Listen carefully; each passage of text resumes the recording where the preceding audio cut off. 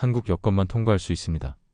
여기 유럽 파리의 샤를드골 공항에 여행을 온 여대생들이 있습니다. 그중 동양인으로 보이는 여학생이 갑자기 경찰에게 끌려갑니다. 그녀는 한국과 자신의 다른 대우를 보고 당황하며 울먹이고 있습니다. 대체 무슨 일인지 들어보겠습니다. 시작 전 1초 구독과 좋아요.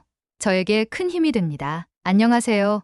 저는 중국 출신 위안민입니다. 저희 아버지는 유년 시절을 줄곧 유럽에서 보내셨습니다. 제네바, 파리, 암스테르담 등 여러 도시를 거치며 자라셨습니다. 어머니는 교포로 영국 런던에서 태어나고 자랐습니다. 우연히 런던 템즈강 근처에 있는 한 카페에서 어머니를 만나셨습니다. 흐린 하늘 아래 템즈강의 잔잔한 물결을 바라보며 이야기를 나누던 두 사람은 자연스럽게 서로에게 끌리게 되었습니다. 그렇게 사랑이 시작되었습니다. 유럽에서의 로맨틱한 만남 끝에 두 분은 결혼을 결심하셨습니다. 결혼 후 어머니는 다시 영국으로 돌아갈 계획을 가지고 계셨습니다. 하지만 저희 오빠를 임신하게 되면서 그 계획은 자연스럽게 미뤄졌습니다. 결국 아버지의 직장이 있는 상하이에 정착하시고 저희를 낳아 기르게 되었습니다. 하지만 런던의 자유로운 생활 방식에 익숙했던 어머니에게 중국에서의 삶은 쉽지 않았습니다. 때로는 숨이 막힐 듯한 답답함을 느끼셨습니다. 외할머니, 외할아버지가 계신 영국이 많이 그리우셨습니다. 부모님은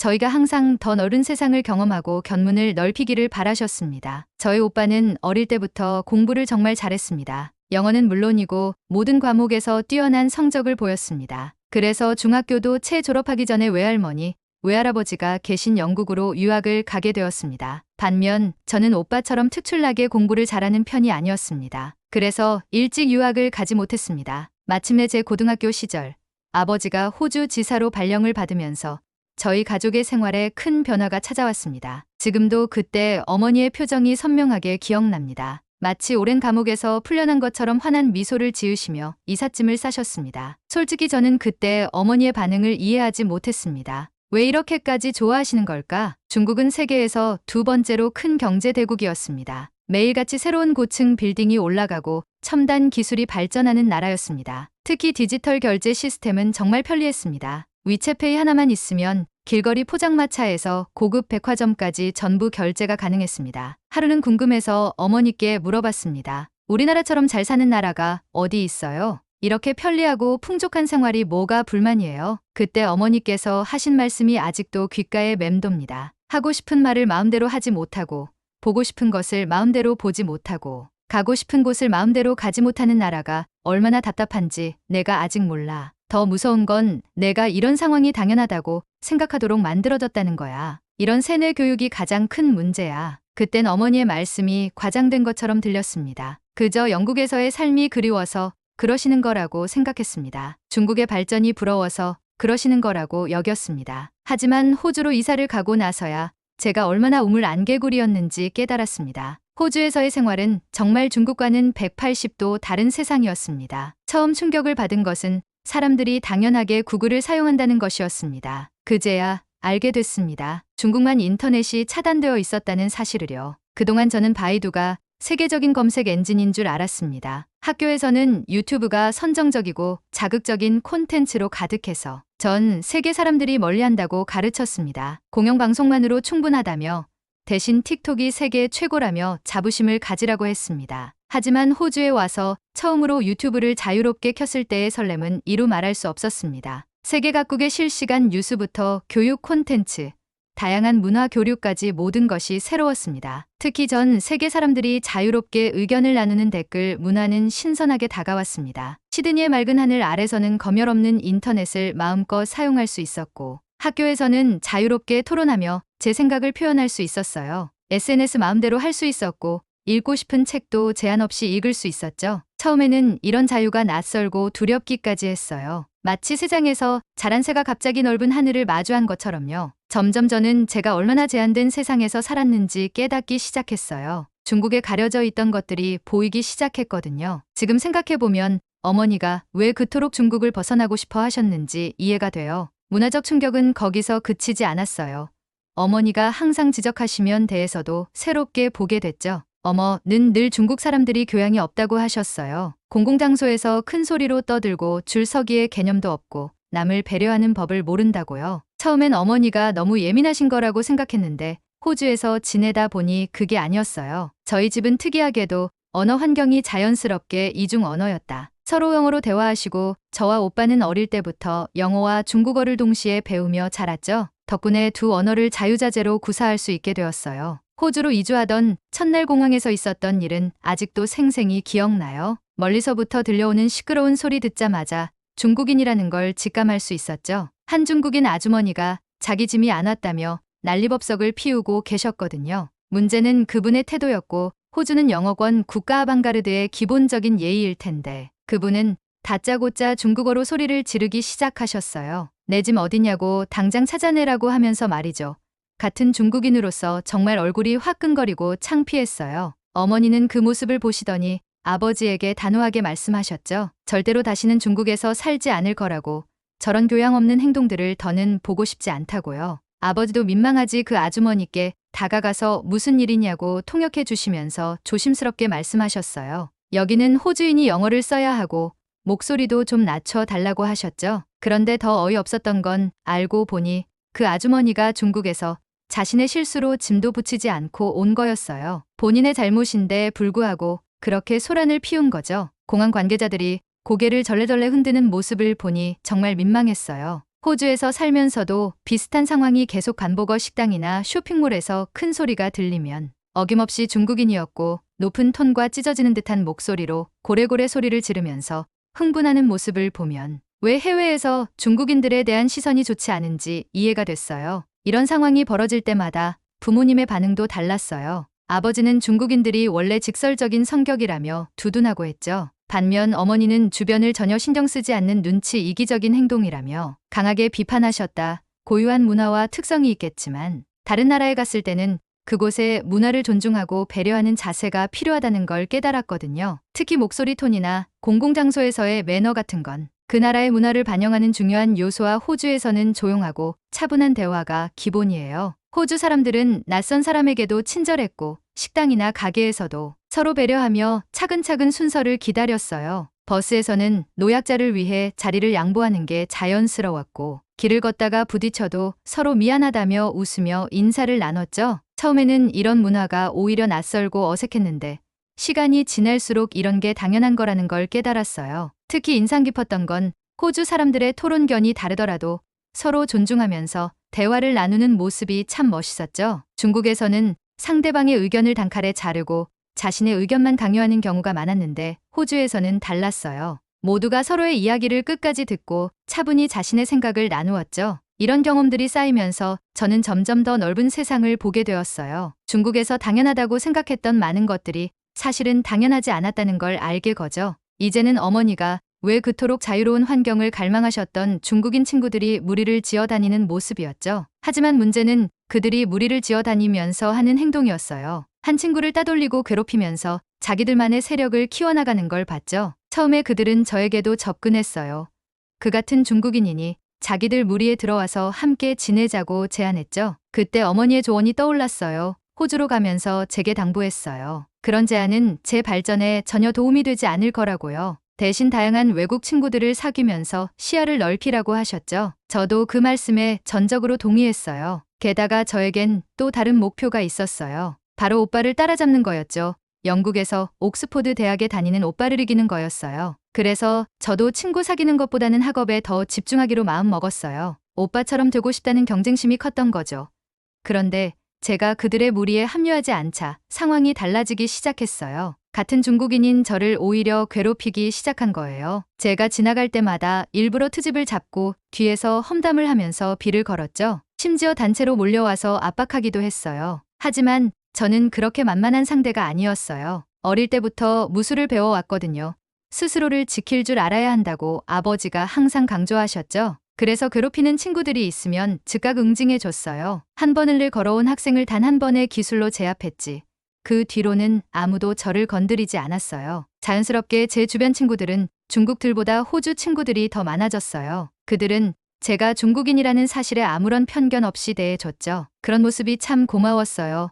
덕분에 무사히 고등학교를 마치고 대학에도 진학할 수 있었습니다. 대학 생활은 제게 또 다른 충격을 안겨줬어요. 친구들을 통해 처음으로 한국 음악과 드라마를 접하게 된 거예요. 제 주변 친구들 대부분이 한국 문화에 열광하고 있었거든요. 심지어 한국 아이틀을 따라다니면서 열광하는 모습을 보면서 저는 참 아이러니하다고 생각했어요. 왜냐하면 제가 중국에서 배운 한국은 전혀 다른 모습이었거든요. 학교에서는 한국이 위험하고 거지가 많으며 먹고 살기 힘든 나라라고 가르쳤어요. 심지어 한국인들이 중국의 뿌리에서 나와서 김치와 한복 같은 중국의 고유 문화를 자기 것인 양가로 채고 있다고도 했죠. 팝도 모두 거짓이고 한국 연예인들이 중국에서 활동하는 것만 봐도 한국이 얼마나 가난한 나라인지 알 수 있다고 배웠어요. 그래서인지 대부분의 중국인들은 한국을 못마땅하게 생각하고 싫어하는 경향이 있었어요. 저 역시도 한국이 지리적으로 가까운 나라임에도 불구하고 굳이 알고 싶은 생각도 없었죠. 그저 배운 대로 한국을 부정적으로만 바라봤던 거예요.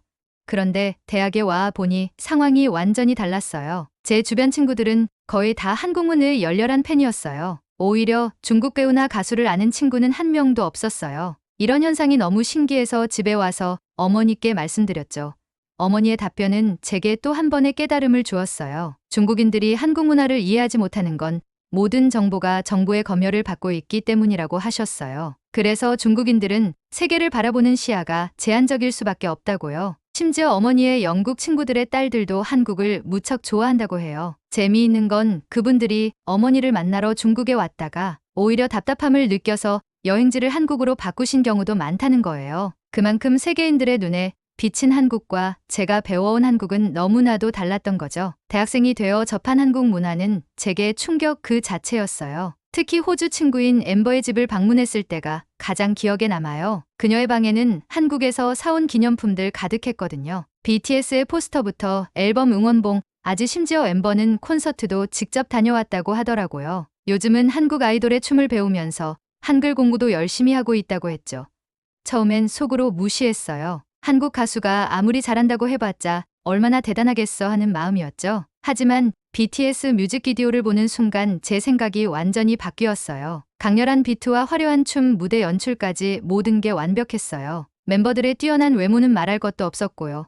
저도 모르게 입을 다물지 못한 채 계속해서 영상을 보고 있더라고요. 제 반응을 본 엠버는 웃으면서 이번엔 드라마를 보여주겠다며 이태원 클라스를 틀어줬어요. 아버지의 원수를 갚기 위해 복수를 계획하는 박세로이의 이야기. 탄탄한 스토리와 멋진 남자 주인공도 인상적이었지만 가장 놀란 건 한국의 이태원이라는 곳의 모습이었어요. 젊은 남녀가 자유롭게 사랑하고 즐기는 모습이 제가 알고 있던 한국과는 너무 달랐거든요. 저는 엠버에게 이건 분명 연출된 모습일 거라고 말했어요.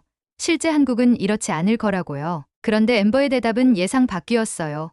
그녀는 이미 한국을 2번이나 다녀왔는데 오히려 드라마에 나온 이태원은 좀 오래된 동네고 실제 한국은 더 깨끗하고 현대적이라는 거예요. 엠버가 보여준 여행 사진들은 제 고정관념을 완전히 바꿔버렸어요. 깔끔한 거리, 화려한 건물들, 세련된 카페들, 그때서야 깨달았죠. 제가 얼마나 잘못된 정보에 속아 살았는지를. 더 큰 충격은 이런 왜곡된 정보가 중국 공산당과 언론의 통제 때문이라는 사실이었어요. 그리고 더 무서운 건 수많은 중국 국민들이 이런 거짓 정보를 진실이라 믿고 있다는 거죠. 저조차도 한국 사람들은 수박도 제대로 못 사 먹을 정도로 가난하다고 믿었으니까요. 드라마에 나오는 한국의 모습을 모두 허구라고 생각했던 제 자신이 부끄러워졌어요. 그동안 제가 얼마나 편협한 시각으로 세상을 바라보고 있었는지 깨닫게 된 거죠. 진실은 제가 알고 있던 것과는 정반대였어요. 오히려 제가 진실이라고 믿었던 것들이 모두 거짓이었던 거예요. 집에 돌아와 구글 검색창을 열고 한국의 모습을 찾아보면서 저는 큰 충격을 받았어요. 중국인들이 얼마나 철저한 감시와 통제 속에서 살고 있는지 그제서야 제대로 알게 된 거죠. 어느 날 엠버가 한국의 인기가 얼마나 대단한지 직접 보여주겠다며 저를 시드니의 K푸드 박람회로 데려갔어요. 한국의 식문화를 선보이는 자리였는데 거기서 처음으로 두부 김치와 막걸리의 조합을 맛보게 됐어요. 정말 중국이나 일본의 김치와는 완전히 달랐어요. 자극적이지 않으면서도 매콤하고 한번 먹으면 자꾸 생각나는 맛이었어요. 그때 왜 한국 음식이 전 세계적으로 인기가 많은지 이해하게 됐답니다. 그렇게 제가 알고 있던 한국과 실제 한국의 차이를 몸소 체험하면서 호주에서의 생활은 계속됐어요. 가끔 한국 음식도 먹고 호주 친구들과 어울리면서 행복한 대학 생활을 보내고 있었죠. 2학기가 되자 본격적인 호주의 여름이 시작되었고 동아리 활동도 많아졌어요. 엠버는 제게 한류 동아리에 함께 가입하자고 결심했죠. 게다가 저도 중국인이니 언젠가는 중국으로 돌아가야 할 수도 있잖아요. 그때 한류 동아리 활동 때문에 문제가 생길 수도 있다는 생각이 들었죠. 제 고민을 털어놓자 엠버는 제 입장을 이해해 주었어요. 그렇게 어떤 동아리를 할까 고민하던 중에 우연히 여행 동아리를 발견했어요. 학기 중에는 호주 각지를 여행하고 방학에는 해외 여행도 간다고 하더라고요. 부모님을 따라 어린 때부터 여러 나라를 다녀본 책에는 정말 딱 맞는 동아리였다. 문화를 이해해 것도 좋아하니까요. 주저없이 여행 동아리에 가입했어요. 정치적인 문제도 없고 중국 학생들의 시선도 신경 쓰지 않아도 되는 완벽한 선택이었죠. 게다가 여행을 통해 더 넓은 세상을 볼 수 있다는 점도 매력적이었어요. 아마도 이 선택이 제 대학 생활을 더욱 풍성하게 만들어줄 것 같은 생각이 들었어요. 호주에 와서도 막상 여행다운 여행을 못 다녔던 터라 여행 동아리는 제게 완벽한 선택이었어요. 특히 이 동아리의 매력은 전 세계 각국의 다양한 사람들이 모여 있다는 점이었죠. 학기 중에는 호주의 여러 도시를 방학에는 다른 나라로 여행을 가는 체계적인 활동이 마음에 들었어요. 동아리 구성원들을 보면 호주나 캐나다 출신의 서양인들이 대부분이었어요. 동양인은 저와 또 다른 중국인 친구, 그리고 한국에서 교환학생으로 온 최원희뿐이었죠. 수진이는 처음 봤을 때부터 눈에 띄는 친구였어요. 저와 다른 중국 친구들과는 달리 하얀 피부에 키도 크고 마치 한국 드라마에서 튀어나온 듯한 스타일이었어요. 솔직히 말하면 수진이와 친해지고 싶었어요. 하지만 왠지 모를 벽이 느껴져서 쉽게 다가가지 못했죠. 수진이는 활달한 성격에 공부도 잘하고 늘 밝은 미소로 사람들을 대하니 동아리에서 인기가 많았어요. 저와 중국 친구는 그런 수진이가 부럽기도 하고 살짝 질투도 났어요. 특히 한류가 호주에서 워낙 인기가 많다 보니 수진이 주변에는 항상 사람들이 몰려들었어요. 한국 문화에 대해 물어보기도 하고 K-팝 이야기도 나누면서요. 그런 모습을 보면서 저도 모르게 더 움츠러들었던 것 같아요. 평일에는 각자 학교에서 수업을 듣고 동아리가 모이는 날에는 다음 여행지를 계획하며 시간을 보냈어요. 그러다 드디어 첫 동아리 여행을 가게 됐어요. 목적지는 퀸즐랜드에 있는 탕갈루마였어요. 1박 2일 코스로는 최고의 장소라고 하더라고요. 탕갈루마는 정말 다양한 액티비티를 즐길 수 있는 곳이었어요. 투명한 바다에서 스노클링도 할 수 있고 광활한 사막에서 샌드보드를 즐길 수도 있었죠. 다양한 야생동물도 만날 수 있고 편안한 리조트에서 하룻밤을 보낼 수 있는 완벽한 여정이었어요. 드디어 탕갈루마로 떠나는 날이 왔어요. 그런데 아침부터 상태가 별로 좋지 않았어요. 배가 살살 아프고 소화도 잘 안 되는 것 같고 체한 듯한 느낌에 속이 더부룩했거든요. 어머니는 컨디션이 안 좋으니 여행을 가지 말라고 하셨지만 첫 동아리 여행인데 안 갈 수 없었어요. 결국 아픈 몸을 이끌고 탕갈루마행 배에 올랐어요. 배에 타자마자 상태가 더 안 좋아졌어요. 식은땀이 나고 배가 점점 더 아파왔어요. 다른 친구들은 다들 신나게 이야기하면서 여행에 대한 설렘으로 가득 차 있었지만 저는 아무 말도 못하고 의자에 기대어 앉아있기도 힘들었어요. 그때 수진이가 다가왔어요. 제 얼굴이 하얗게 질려 있다면서 걱정스러운 눈빛으로 물어보더라고요. 저는 어제 먹은 게 체했는지 속이 많이 안 좋다고 조금 있으면 나아질 거라고 대답했어요. 그러자 수진이가 흥미로운 이야기를 해줬어요. 한국에서는 급체했을 때 손을 따면 속이 편해진다고 해. 솔직히 그때는 반신반의했어요. 하지만 너무 힘들어서 뭐든 좋으니 도와달라고 했죠. 수진이는 마침 아침에 단추가 떨어져서 챙겨온 실과 바늘을 꺼내더니 제 엄지손가락을 실로 묶고 바늘로 살짝 찔러줬어요. 그런데 정말 신기한 일이 벌어졌어요. 바늘로 손을 따자마자 검은 피가 나오는 거예요. 제 몸에서 저런 피가 나올 수 있나 싶을 정도로 검은색이었어요. 그런데 더 놀라운 건 그 직후에 트림이 나오면서 속이 편안해지기 시작했다는 거예요. 화장실도 다녀오니 마치 마법처럼 증상이 싹 사라졌어요. 수진이는 이제 사이다를 마셔보라며 음료수를 건네줬어요. 정말 거짓말처럼 속이 편안해졌고 이 광경을 본 호주 친구들은 수진이를 코리안 히포크라테스라고 부르며 어떻게 이런 치료법을 알게 됐냐고 물었어요. 수진이는 웃으면서 할머니가 체할 때마다 해주시던 거라고 한국에서는 누구나 아는 민간요법이라고 설명해줬어요. 사실 아팠을 때 아무도 신경 써주지 않아서 마음이 좀 섭섭했었어요. 그런데 수진이가 먼저 다가와서 걱정해주고 치료까지 해주니 정말 하늘에서 천사가 내려온 것 같았어요. 그때부터 수진이와 자연스럽게 가까워졌어요. 수진이와 가까워지면서 알게 된 그녀의 이야기는 저를 더욱 놀라게 했어요. 수진이는 어린 나이에 아버지를 잃었다고 해요. 갑작스러운 심장마비로 아버지가 돌아가신 후 그 충격으로 한동안 말도 제대로 못하고 힘든 시간을 보냈다고 해요. 하지만 수진이의 인생을 바꾼 건 어느 날 문득 들었던 깨달음이었어요. 홀로 남은 엄마와 어린 여동생을 보면서 이대로는 안 되겠다는 생각이 들었다고 해요. 그때부터 수진이는 완전히 달라졌어요. 밤낮으로 공부해서 결국 한국에서 가장 입학하기 어렵다는 서울대학교 영어교육과에 합격했다고 해요. 졸업하면 교사가 되는 게 목표라고 했어요. 더 놀라운 건 수진이의 도전 정신이었어요. 그냥 평범한 대학 생활만 하면 나중에 후회할 것 같아서 한 학기 내내 과외 아르바이트를 하면서 돈을 모았다고 해요. 그러다 학교에서 교환학생 프로그램을 모집한다는 걸 알게 됐고 그렇게 호주로 오게 됐다고 해요. 호주에 와서도 수진이는 자신이 모은 돈을 아끼기 위해 카페에서 열심히 일했어요. 어릴 때부터 꿈꿔왔던 게 여행이었다고 해요. 그래서 그동안 모은 돈으로 여행 동아리에서 마음껏 여행을 즐기고 다시 한국으로 돌아가 더 열심히 살기로 결심했다고 하더라고요. 수진이의 이야기를 들으면서 저는 자신이 부끄러워졌어요. 저는 부모님의 도움으로 편하게 살면서 아르바이트 한번 해본 적이 없었거든요. 반면 수진이는 자기 힘으로 꿈을 이루어 나가는 모습이 너무나 멋있어 보였어요. 수진이는 말했어요. 한국에는 이렇게 성실하고 자기 삶을 스스로 개척해 나가는 젊은이들이 많아. 그 말을 듣는 순간 그동안 제가 한국에 대해 얼마나 편협한 생각을 갖고 있었는지 다시 한번 깨달았어요. 가난하고 발전되지 않은 나라라고 생각했던 제 자신이 부끄러워졌어요. 그래서 저는 수진이를 엠버에게 소개해 주기로 했어요. 서로 다른 문화권에서 자란 우리 셋이었는데 수진이의 이야기에 깊은 감동을 받았고 수진이는 엠버의 순수한 밝은 에너지에 마음을 열었어요. 결국 엠버도 한류 동아리에 들어가게 됐어요. 제가 호주인 엠버, 한국인 수진이와 함께 다니는 걸 본 중국인 친구들은 저를 더 노골적으로 괴롭히고 따돌리려 했어요. 하지만 전혀 신경 쓰이지 않았어요. 그들보다 더 끈끈한 우정이 있었으니까요. 방학이 되자 저희 동아리는 유럽 여행을 계획했어요. 그리스를 시작으로 터키,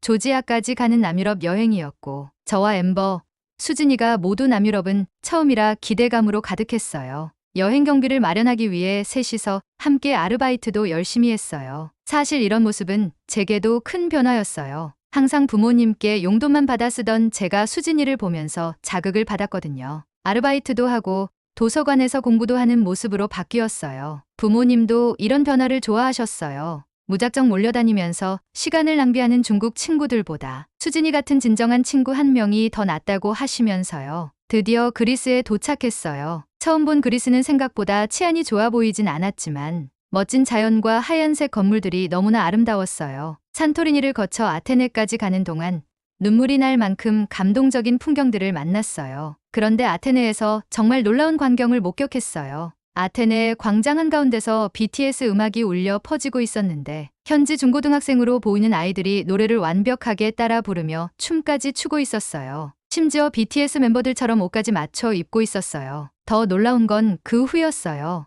우리에게 다가와 출신을 물어볼 때였죠. 제가 중국인이라고 하면 실망한 표정으로 돌아서는데 수진이가 한국인이라고 하면 마치 연예인을 만난 것처럼 달려들어 사진을 찍자고 하고 이것저것 물어보는 거예요. 저도 한국 문화를 좋아한다고 했지만 유럽에서 한국의 위상이 이렇게나 대단할 줄은 몰랐어요. 그것도 머나먼 그리스에서 한류 열풍이 불고 현지인들이 BTS에 열광하는 걸 보니 정말 충격적이었어요. 저는 중국에서 어린 시절을 보내며 한국에 대해 참 왜곡된 교육을 받았어요. 한국이 가난하고 중국의 속국이었다느니 다른 나라의 문화를 훔쳐간다느니. 하지만 이런 제 배움이 모두 거짓이었다는 걸 깨닫게 됐어요. 공산당이 장악한 언론을 통해 한국을 비방하고 그걸 그대로 믿는 중국인들을 생각하니 가슴이 아팠어요. SNS와 유튜브까지 차단하며 세계와 연결되는 모든 것을 막고 오직 공산당이 최고이며 중국이 최강국이라는 주입식 교육만 하고 있는 현실이 안타까웠어요.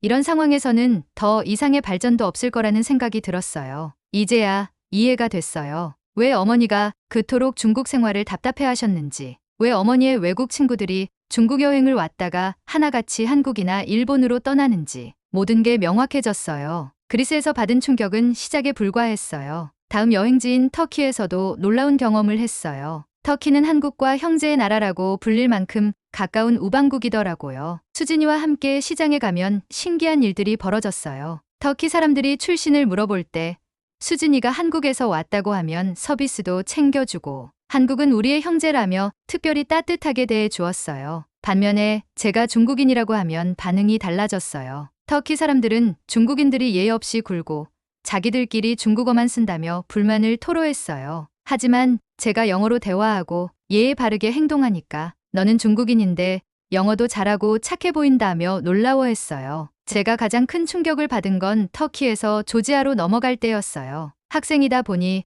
비행기보다는 주로 버스를 이용해 이동했거든요. 터키에서 조지아로 가는 길도 버스로 국경을 넘어 다시 버스를 타고 가는 여정이었는데 조지아 국경에서 예상치 못한 일이 벌어졌어요. 수진이와 엠버는 여권만 보여주고 아무 문제 없이 통과했어요. 당연히 저도 그럴 거라 생각하고 여권을 내밀었죠. 그런데 갑자기 저보고 기다리라는 거예요. 왜 조지아에 왔는지, 돌아가는 티켓은 있는지 취조하듯 묻기 시작했어요. 조지아는 우크라이나, 러시아와 맞닿아 있어서 전쟁을 피해온 사람들이 많다 보니 입국 심사가 까다롭다고 했어요. 하지만 저는 이해가 안 됐어요. 왜 한국인과 호주인은 그냥 보내주면서 저만 이렇게 까다롭게 구는 걸까요? 담당자의 설명은 더 충격적이었어요. 여권에 따라 나라의 등급이 정해지는데 한국과 호주는 조지아에 위협이 되지 않는 안전한 국가로 분류되지만 중국은 다릅니다. 결국 딱딱한 의자에서 2시간을 기다린 끝에 그것도 일행들이 저의 신원을 보증해준 덕분에 겨우 입국할 수 있었어요. 그 순간 너무 서러워서 눈물이 났어요. 중국에서 살 때는 중국이 가장 대단한 나라라고 믿으며 살았어요. 그런데 막상 해외에 나와 보니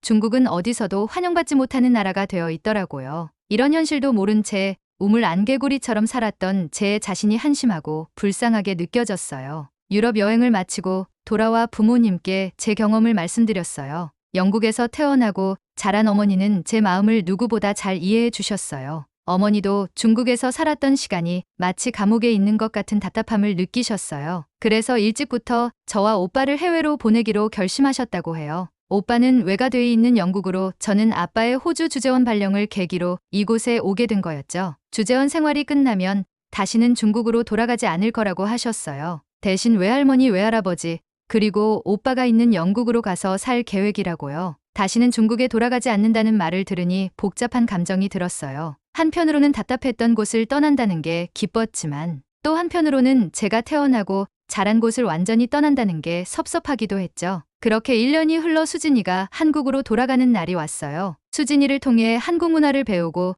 진정한 친구가였는데 헤어진다고 생각하니 마음이 많이 아팠어요. 하지만 수진이는 제가 중국에 가게 되면 한국도 꼭 들러야 한다면서 자기가 한국의 구석구석을 직접 안내해 주겠다고 약속했어요. 그 후 부모님은 중국에서의 생활을 정리하기 위해 잠시 돌아가기로 하셨어요. 저는 이 기회에 한국 여행을 가고 싶다고 졸랐고 다행히 부모님께서 중국에서 호주로 돌아오는 길에 한국을 들르는 것으로 일정을 조정해 주셨어요. 중국으로 가는 비행기 안에서 어머니는 계속 불평을 하셨어요. 10년 넘게 살았지만 정말 가고 싶지 않은 곳이라고요.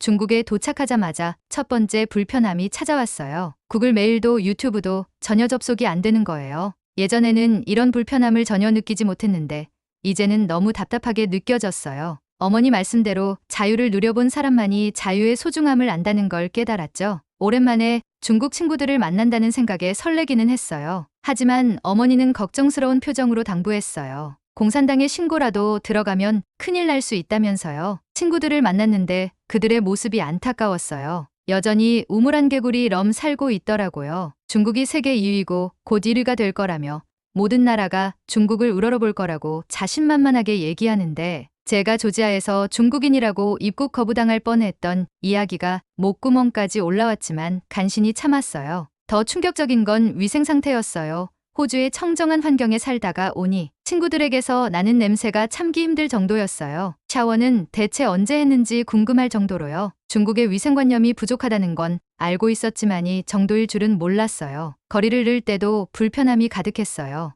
어딜 가나 담배 연기가 자욱해서 머리가 아플 지경이었죠. 결국 어머니도 더는 못 참겠다고 하셨고 서둘러 비행기표를 예약해서 한국행 비행기에 올랐어요. 한국에 도착하자마자 입이 떡 벌어졌어요. 공항부터 달랐거든요.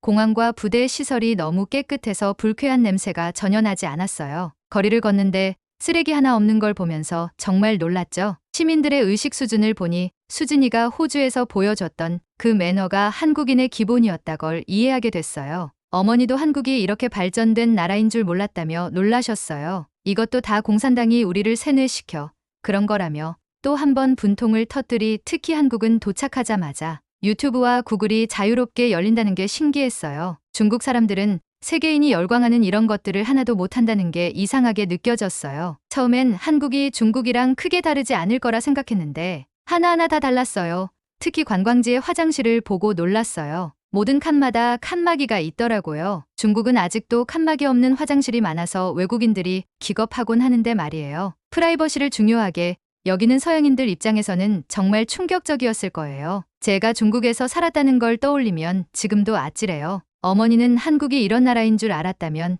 진작 여행 올 걸 그랬다고 하셨어요. 저는 이런 깨어있는 부모님 밑에서 자란 게 정말 감사하다는 생각이 들었어요. 수진이를 만나 오랜만에 한국 음식도 먹고 밤늦게까지 놀면서 즐거운 시간을 보냈죠. 이제 아빠의 호주 근무가 끝나면 저희 가족은 영국으로 이민을 갈 계획이에요. 하지만 저는 기회가 된다면 한국에서 살아보고 싶다는 생각이 들어서 대학원을 한국으로 준비해 보려고 해요. 이런 제 속마음을 부모님께 털어놓았더니 뜻밖에도 한국이라면 찬성이라고 하시더라고요. 철창 속에 갇혀서 아무것도 모른 채 중국이 최고라고 외치는 중국인들을 생각하면 마음이 아파요. 그들도 하루빨리 더 넓은 세상을 보고 깨닫게 되길 바랍니다. 지금까지 중국에서 온 위안밍 씨의 사연이었습니다. 중국 안의 세계에 갇혀 중국을 벗어나도 깨우치지 못하는데 위안밍 씨는 부모님 덕분에 열린 시각을 볼 수 있게 된 것 같네요. 항상 행복한 앞길만 가득하시길 바랍니다. 시청해주셔서 감사합니다.